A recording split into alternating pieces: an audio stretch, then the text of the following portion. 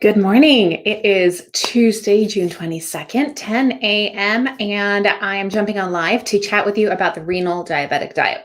This is a really big conversation that can cover so many things because we're talking about both the renal diet for kidney issues and the diabetic diet for diabetes. So we're going to get into a lot. I'm going to try my best to answer questions. In the meantime, I would love to hear where you're all tuning in from. So let me know, first of all, if you're watching live or the replay, because that gives me information on when I should be around to say hi to you guys. And then also let me know where you are watching from. We have a lot of people that watch internationally or from the United States. So I would love to know more about where you all are at right now. I am in Kentucky myself. For those of you that don't know me, my name is Jen Hernandez. I am a renal dietitian. I'm the founder of Plant-Powered Kidneys.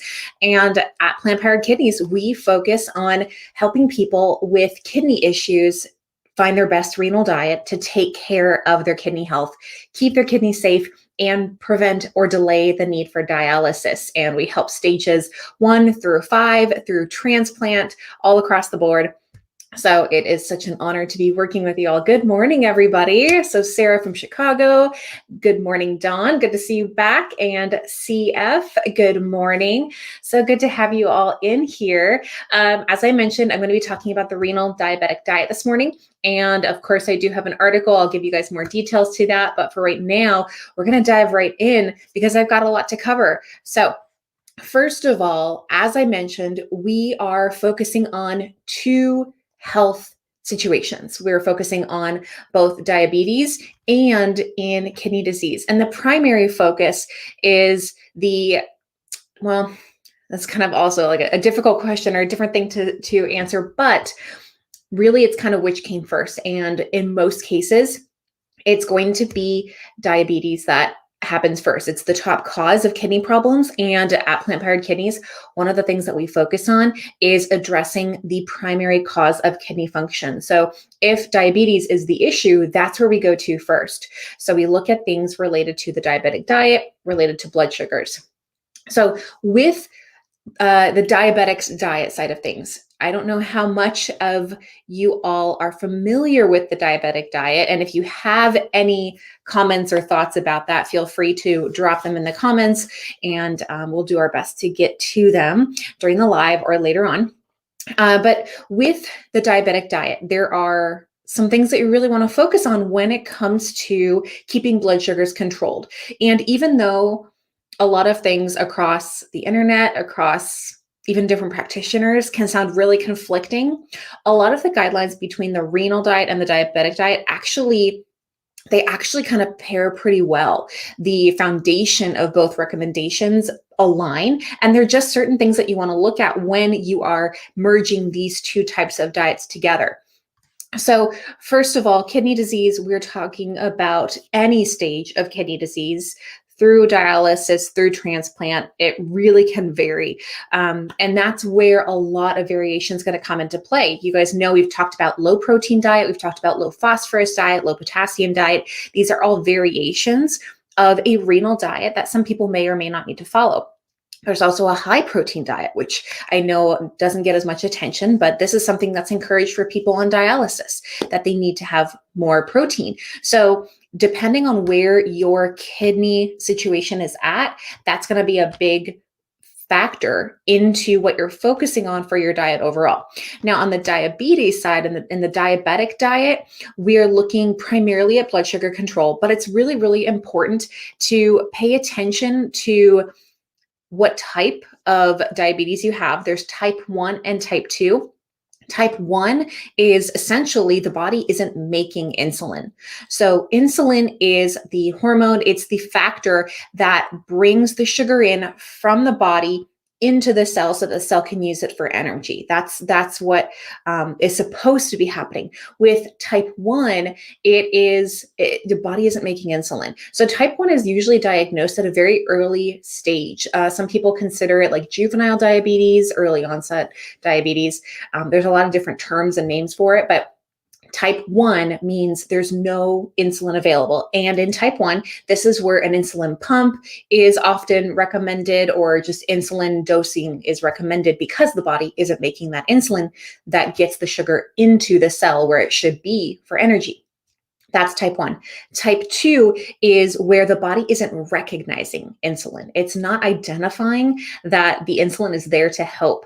And it's there, but it's either on a low side or it's just not being seen. It's not being identified. And this is insulin resistant diabetes. That's type 2. So in some cases, people do still have insulin prescribed to help boost that need, to help bring the sugar into the cell where it should be. And there's a lot of different types of factors with type 1 as well. Or I'm sorry, with type 2, related to that insulin resistance concept, which makes it very different for a lot of people. So some of the things that people will talk about, good morning, everybody. Some of the things people will talk about with diabetes is, avoiding carbohydrates and avoiding all of these things. Sometimes talking about the keto diet, which is researched a little bit, but a lot of the stuff out there about keto with diabetes in particular, basically, if you read the conclusion, they say more studies need to be done to really affirm that this is a good approach. So it's like, oh, somebody tried it, maybe it worked, or something happened and maybe they got no good results from it. They need to get more studies done to really confirm if it's good or not good. Because there can be complications like diabetic ketoacidosis, where there's this imbalance in the body from this higher acid level. We've talked about metabolic acidosis with CKD before. So the diabetic one is kind of a different side of things. And I do have an article on plant-powered kidneys that talks about keto related to kidney disease as well. So if you're interested in that whole side of things, that's a whole other topic, but you can check out that blog at plantpoweredkidneys.com. So we're looking at these different types of diabetes, figuring out what's happening that's leading to the kidney damage, therefore causes the kidney damage, which results in this renal diabetic diet. So let's move into a little bit more about the things to eat. I always like to start on this positive note. We talk about things that we want to include. Don't worry, I'll talk about the things that you want to avoid or be careful with, but I love to really focus on the foods that you should be including, because as a dietitian, as dietitians in plant-powered kidneys, we love encouraging people to eat good food. And that's what I really want to spend time and focus with you all about. So the first category that we're going to talk about is complex carbohydrates. So with complex carbohydrates, the idea about this is that you want to focus on whole grains, and whole grains are what a complex carb really is. It is something that includes fiber, it includes nutrients. When we think of the other side, the simple carbs that we'll definitely get into, those have been stripped of a lot of nutrients. Now, this gets into the question of, well, wait a minute, what about phosphorus? Because whole grains have phosphorus. Well, if you caught the live or the video that I did talking about the low phosphorus diet, you'll already know that the phosphorus from whole grains is not well absorbed. Our body doesn't have the enzymes to break it down, the phosphorus that comes from whole grains. So it's really, really not a huge factor. There are so many other things that I look at when I talk about phosphorus with clients. Whole grains is really not the thing I look at. So we do not worry about whole grains with a good, solid renal diet. And this again folds into how this diabetic diet can also match and pair really, really well with both kidneys and diabetes, because we're taking care of the body by giving it good nutrition that is going to have a slower blood sugar spike compared to those simple carbs that do a higher blood sugar spike. So just quickly, since I'm kind of talking about the blood sugar spike concept, it is natural to have a spike in blood sugars when we eat. That's the way our body reacts when we eat food, which makes sense. We eat food, it gets broken down into glucose, into the sugar, and then that gets absorbed into our blood sugar, or into our blood, which of course, that's going to mean the amount of sugar is higher after we eat. And then over time, it gets absorbed into the cells to be used as energy. That's how it's supposed to work. The challenge with the diabetic side is that we don't want that spike to come too high, again, because insulin either isn't around or isn't recognized. We don't want that to become too high. We also don't want it to become too low. So something to focus on with the renal diabetic diet is to not go so long without eating. Again, another type of fad or concern that people have is this idea of fasting or intermittent fasting. And while it can work for some, it might not be the best approach for all, especially for people with blood sugar issues. You really want to talk with your healthcare team to see if that would be something safe for you. Because what really happens a lot, I've seen it so many times, is that people will try to skip a meal or hold out or something. They want to lose weight or whatever the case is, or they're too busy. And then their blood sugar goes really low. And then what do? Freak out. They got to get sugar in. So they drink soda, they drink juice, they eat candy, and then it goes the total opposite direction and it shoots up high. So it's really this overcorrecting. And we don't want to do that because that's not going to help out the body. It's not going to help your A1C to have those swings and to be holding off. So eating consistently is going to also be a really important part. So like every 2 to 4 hours, 4 hours is kind of a stretch too. And for those of you that do follow a plant-based diet, you probably do know that the plant-based foods can be filling, but not necessarily for 4+ hours. So it makes sense that we are going to be hungry after a few hours, and that's totally okay. That is our body telling us that we need more energy. We need to refuel. So this is another concept. You guys know, again, if you watch the lives or watch me on Dad Bites, I like to use car analogies, and I don't know why. I'm not a car person, but it's kind of like driving your car until some people, you like to drive it until you get almost to empty and then you fill it all the way back up. Well, my dad taught me if the tank gets halfway empty, halfway full, however you look at it, that's the time to refuel, because you never know if you're going to get caught in traffic and you won't get access to a gas station if something happens. And again, it just goes down if the gas prices shoot up and they're like, oh my gosh, I have to spend so much money for this. So you always want to give yourself that coverage. And that's really stuck with me. And that's what I like to think of too with blood sugars, that you don't want to let it get so low that you have to shoot it all the way back up, because that overcompensation is exactly what's going to happen. And your body does need fuel at that point. And those simple sugars are what really flip that switch and give you a lot of those sugars. But again, it kind of goes past that goal range that we're looking at. So that's one of the things to be looking at the renal diabetic diet: complex carbs. So you want to include complex carbs with your meals, with your snacks, that help give you that solid energy that your body really needs, but not the type that is going to just shoot you up really high or have you come crashing down in your energy soon after. That fiber, that's the really big key when it comes to complex carbohydrates.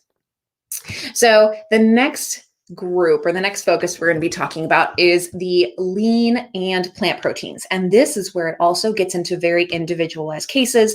This is where I talk to people about a plant-based diet and not necessarily a vegan diet. That's not always the case. It doesn't work for everybody. But when we're focusing on a base, a foundation of plants, that's really, really great. And plant proteins are so ample. They're all over the place. They're more affordable than other types of proteins. That's one of my favorite myths I like to dispel, is the idea that a plant-based diet is more expensive, when actually it's not. You need to plan. You need to know what you're making ahead of time so you don't buy a ton of stuff and throw it away. But it's actually saving you money when you focus on a plant-based diet. And let me know in the comments if you agree or disagree. If you disagree, that's fine.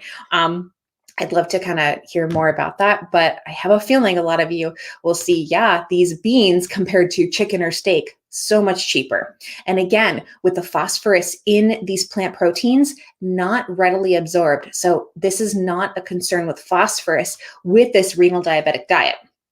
So proteins are necessary when it comes to the renal diabetic diet. The challenge is, and you guys are going to catch me in this here in a little bit, the challenge is the balance of the proteins. Now, again, we've talked about the low protein diet for CKD, and this is still the case with the renal diabetic diet, but there's a little more finesse to protein when it comes to the renal diabetic diet.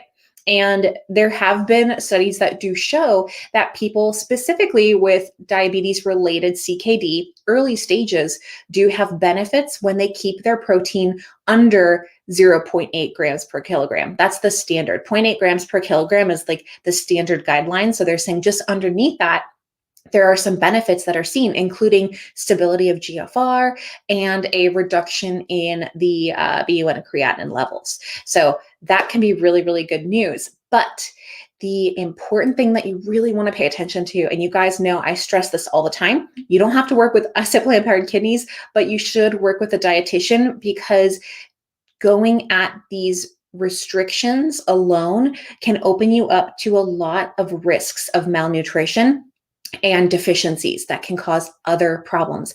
And we do see other problems in when people talk about their skin changing, their hair, their nails, their weight loss, that they're not trying to lose weight, but they're losing weight. A dietitian, working one-on-one with a dietitian, will give you that most protection, that they're going to help you cover your bases and give you ideas of how you can prevent that from happening.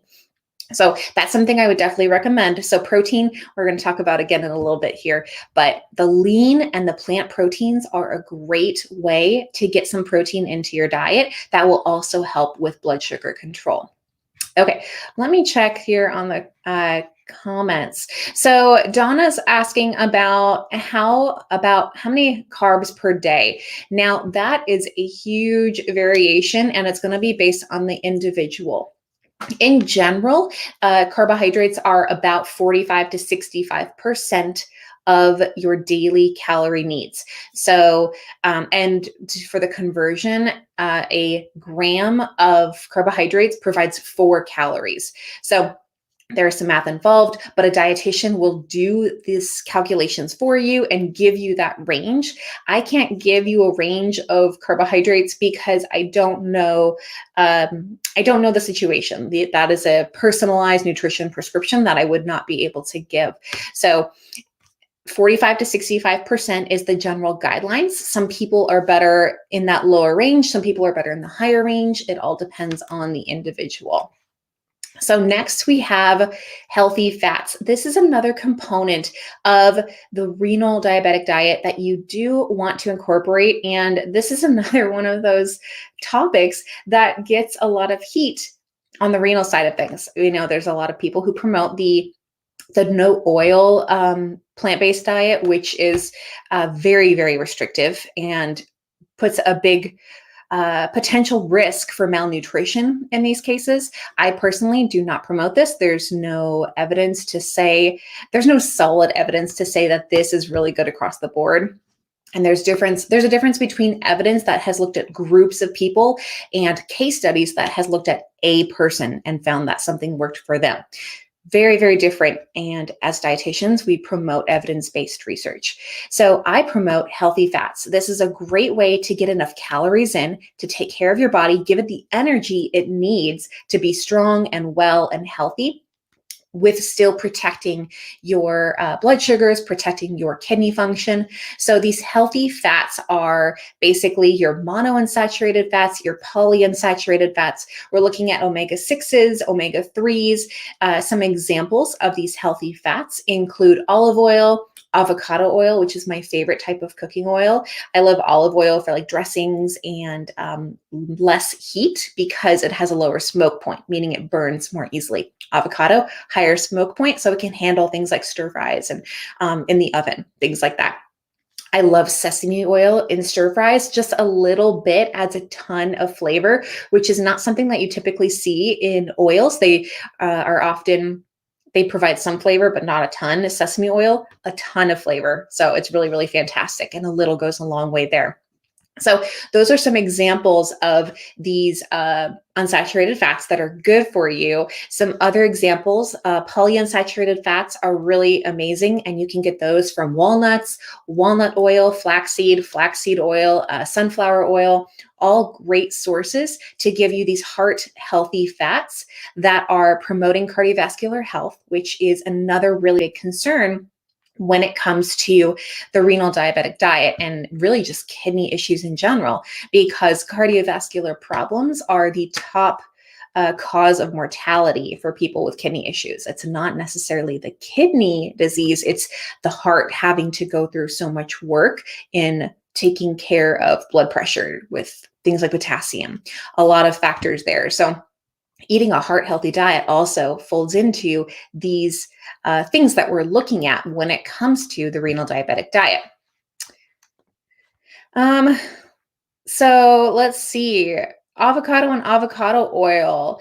Avocado oil, as I've mentioned, is one of my go-to oils. I recommend it all the time. I think it is so versatile, and I use it for a lot of my cooking. Anytime that I'm baking or roasting something or stir frying, avocado oil is my favorite. There's no potassium in the avocado oil compared to avocados, which do have a lot of potassium, which we're actually going to be getting into segue right now. So potassium is it's actually a nutrient. So this is I'm kind of splitting hairs here when I talk about foods to eat. The reason I want to bring up potassium is, again, this is something that's individualized, but even with end stage kidney problems on dialysis, there's still a potassium need in the body.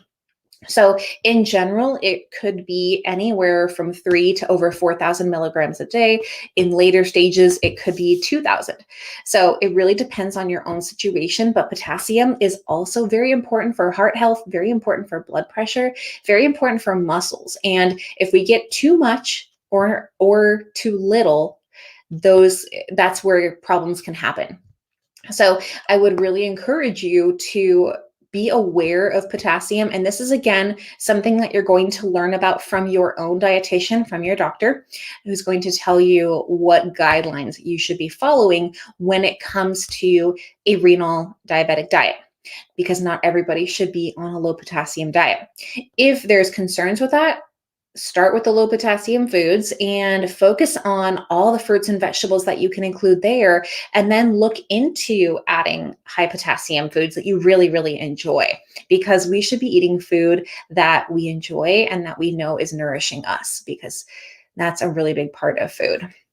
So potassium, be aware of what you should be aware of for potassium. It is so important. And I don't want you to just automatically assume, because you are on a renal diabetic diet, that you should be limiting potassium. It might be something you should be eating more of. And I've seen this time and time again with clients that have over restricted potassium when they didn't need to. And we got to get them back into eating more foods. So talk with your dietitian on your potassium needs.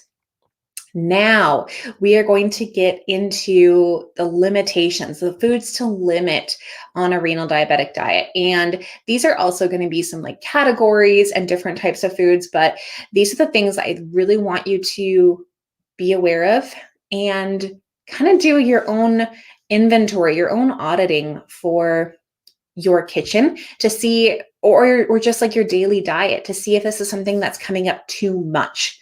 So first off, we have sugar. Of course, it's going to be sugar, because we're talking about the renal diabetic diet. We're talking about controlling blood sugars. Now, the thing with sugar is that we here in America get plenty. There's no shortage on sugar in our diet. And in fact, we get upwards of 150+% per day. For women, the recommendation is 6 teaspoons or 36 grams of sugar per day. For men, 25 grams. For men, it's 9 teaspoons or about 37 grams of sugar per day. So 25 grams for women, 37-ish for men. We definitely get this. And if you go to a coffee shop and check out your sweetened coffee drinks, or go to a bakery, or go to a fast food, oh my gosh, ice cream, something like that, it's easy to see that we get plenty of that. The thing with sugar is we're looking at simple sugars, simple carbohydrates that get absorbed quickly into the bloodstream, and that can cause that big surge of these blood sugar spikes. So there's a few different types of sugars that we're looking at here. There's fructose, which is a type of sugar that's naturally found in fruit. But the good thing about this that you can still have, you just maybe want to be careful with how much of it you have, is that it does come with fiber. Fruit has fiber in it as well as the sugar, which helps slow down the blood sugar spikes that you would typically see if you just had fructose, like high fructose corn syrup, for example, which doesn't have fiber. It's just it's a creation of the food companies. So Fructose itself, coming naturally from fruit, can be acceptable to have. You just want to be careful that it's not overpowering your diet. It's not becoming the primary focus of your diet. There's also the non-nutritive sweeteners that are basically sugar substitutes, and there's actually 8 of them that are approved by the FDA. And in these types, which I do have them listed on the newest blog for Renal Diabetic Diet, with these, they found that in moderation, they don't have an increase in blood sugars as regular sugars do, and they can be good options to fit into a renal diabetic diet. So those are some options. Now, there's also another group called sugar alcohols, and sugar alcohols are another type of a sugar substrate, and these can also be included, but if they're in too much, I believe the research was showing over 20 grams per day, then they can cause some GI upset. So the most common concern that was reported was diarrhea. So I would say with sugar alcohols, some examples would be like sorbitol, mannitol, erythritol. Think of the OL at the end. And if you want to associate that, think of alcohol, sugar alcohols, with the OL at the end, if that helps. So these can be included as a sugar substitute, but just keep in mind, it's also something that you don't want to include too much of because of that GI upset, which would not be fun. And some research has shown that too much of these sugar alcohols can upset the gut health, which makes sense. If it's causing diarrhea, the diarrhea is a symptom of a gut imbalance. So it makes sense to see how too much of them can impact the gut. Monk fruit is one of the non-nutritive sweeteners that are approved by the FDA. So monk fruit is one that we do recommend from time to time. Again, it's not all the time, but it's something that could be utilized in cooking in many cases. So that would be one example of one. Stevia is another example of one that is also approved and safe to be used with kidney diabetes in the renal diabetic diet. Okay, now let's get into some more. The next section we have unhealthy fats. So we talked about the healthy fats, polyunsaturated, monounsaturated, basically unsaturated. The other types of unhealthy fats are saturated in trans fats. These are the kinds of fats that clog up the arteries, that promote higher cholesterol problems, that are linked to more cardiovascular issues and more blood sugar and blood pressure issues as well. So these basically come in the form of a lot of animal meats. Saturated fat is something that's found in animal meats, as well as some plant products like coconut milk does have saturated fat. But I do recommend coconut milk quite often to be used in the diet to help give extra calories. And there's some evidence to the coming from plants that it is a safer option compared to coming from animals. So that's one that's, it's a personal preference if you want to include that or not. But I do recommend it from time to time. I use it from time to time, just not all the time. But I tell you what, having a good curry with coconut milk in it makes a really big difference. So these saturated fats that you want to avoid, whole fat dairy products. Dairy is animal product, also high in saturated fat. There's other things like other animal products, butter and lard. The trans fat group trans fat is a commercially made product that has been created to help preserve products, kind of like phosphorus additives, right? Trans fats are no longer generally recognized as safe, GRAS, by the FDA. So companies are being required to remove trans fats from their products, and they've been given about 8 years now to do this. But you should not be finding trans fats in your foods. If you are, that's a sign that you shouldn't be having it, because trans fats are so unhealthy, not good for anybody with kidney disease, without kidney disease, with diabetes, without diabetes, not recommended. So avoid trans fats as much as possible. There's no recommendation to have any in your diet. Next, we're going to get into phosphorus additives. And I do specify phosphorus additives because, again, when we're talking about phosphorus with this renal diabetic diet, the phosphorus that comes from whole grains is not the top concern. That is way, way down the list. And even then, it's going to be a really big surprise if that would be the focus. But phosphorus additives, that is definitely something to be aware of. And this is shifting more towards the renal side of the renal diabetic diet. And you guys know we've talked about the low phosphorus diet. Like I've mentioned, we've talked about phosphorus additives. So I'm not going to dive too much into it here today, but I do have a section on the blog. And of course, I have other articles about low phosphorus diet, phosphorus binders. If you do have phosphorus issues, what you should know about taking your phosphorus binders. And then, of course, phosphorus additives. The good thing when we talk about avoiding phosphorus additives is basically we're saying don't be too reliant on a lot of heavily packaged or heavily processed foods, because these are the foods where you find the phosphorus additives. Remember, to find phosphorus additives, you need to read the ingredient list. The ingredient list is what will tell you, it's what will tell you if there's phosphorus in there or not. And it might not say phosphorus exactly. It could say phosphoric acid, which is a version of a phosphorus additive. So read your labels, and the more you can avoid these, the better you will be. Okay, I have a few more to get to. Next, we have sodium. Again, not necessarily a food group because I'm not a fan of avoiding food groups. We're talking about these nutrients to be aware of. So, of course, with sodium, it's very important to follow a lower sodium diet. This doesn't mean 0 milligrams of sodium. Our bodies, even with kidney disease, still need salt. Anywhere from 1,500 to 2,300 milligrams a day for salt could be recommended. And your fruits and vegetables do provide a very, very little amount of that, but it will most often come from your packaged foods, your breads. That's going to be a really big one to look at. Sodium there is very sneaky in breads, even like the lower carb bread alternatives. They get salt in there really easily. Tortillas, that's a really big one. So take a look at your sodium in the products that you buy and see if you can do some swaps and find some other lower sodium alternatives. The canned vegetables do have low sodium or no added salt options.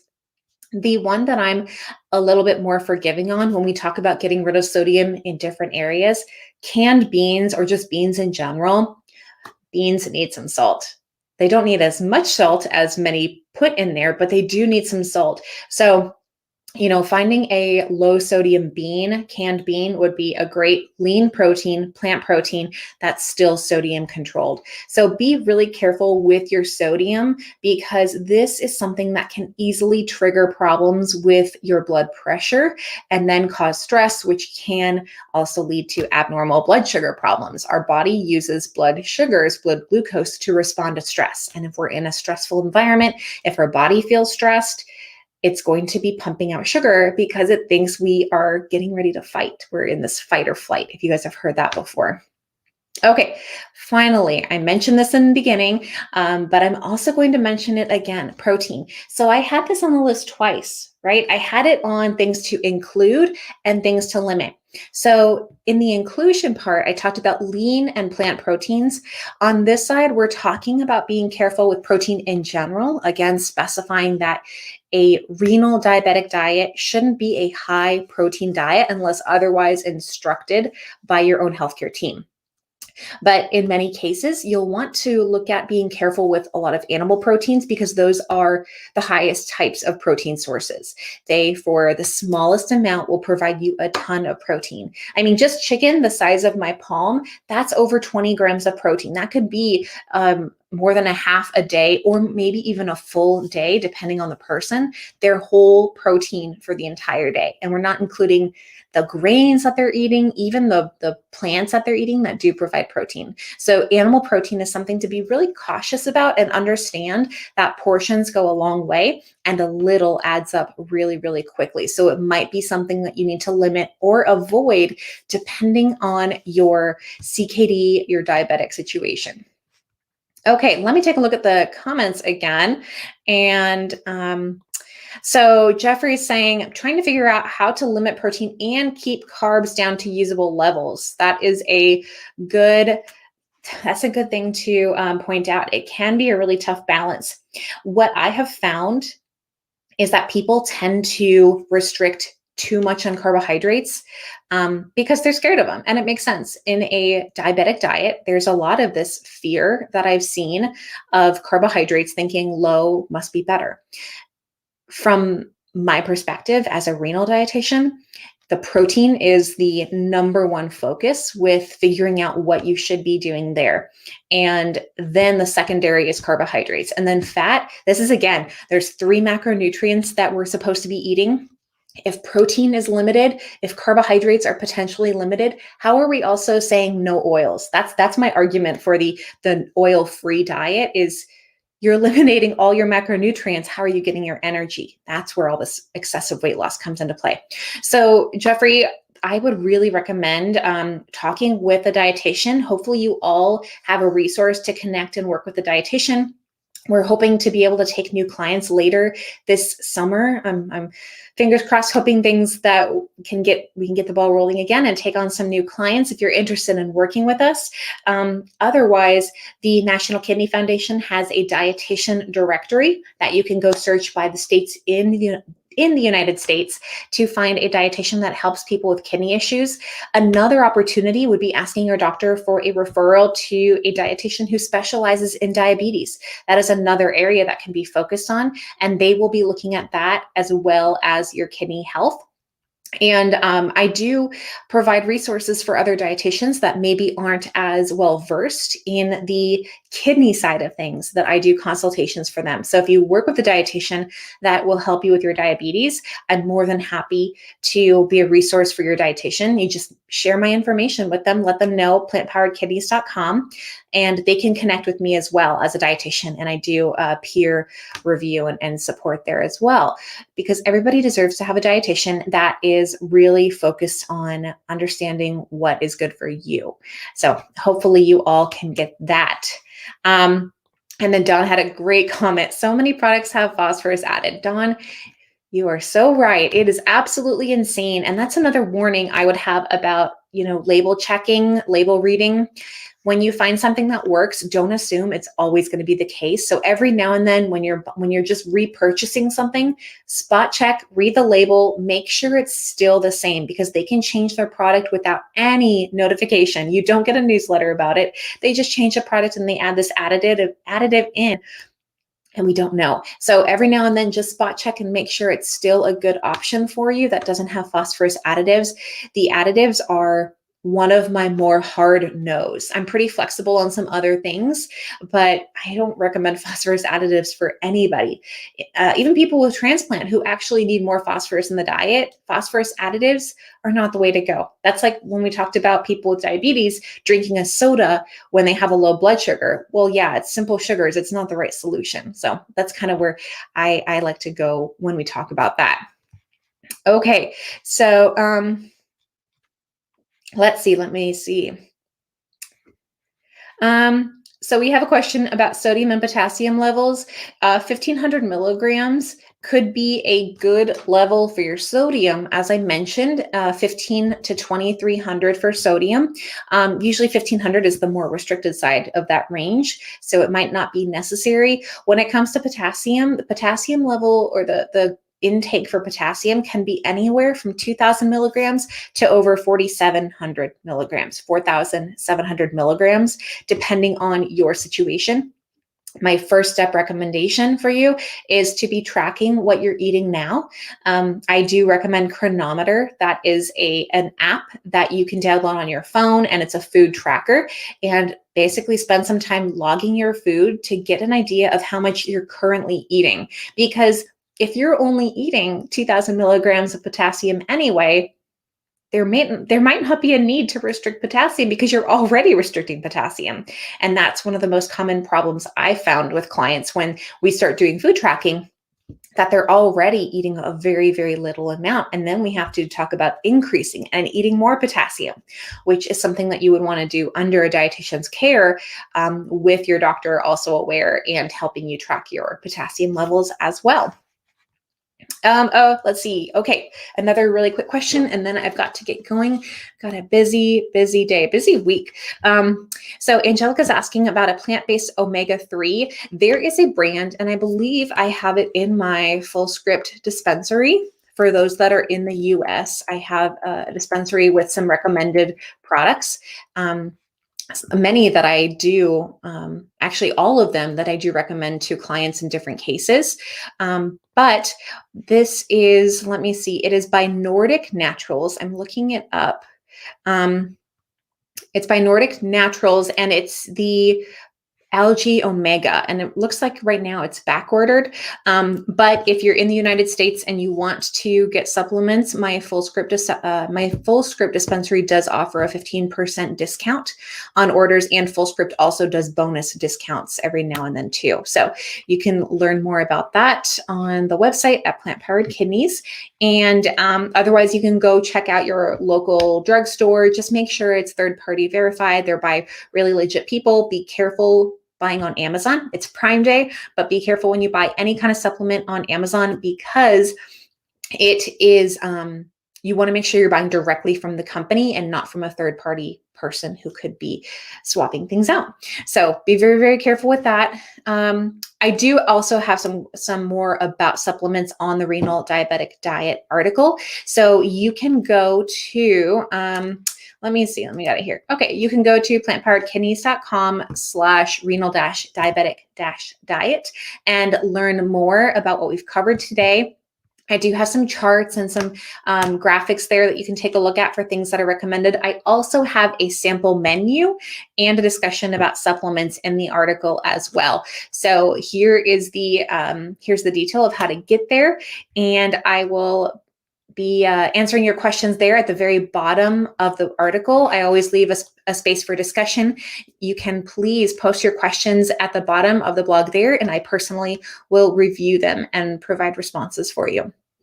So hopefully, if you have any other questions, feel free to drop them in, ideally in the blog. Facebook doesn't always give me notifications of the questions and things that I'm getting. So otherwise, if you would like to chime in with me again tonight, I will be talking about this with James on Dadvice at 6 p.m. Eastern. And again, I'm available here. Feel free to say hi or leave a comment. And I hope you all have a wonderful rest of your day, rest of your week, and I will see you later. Take care.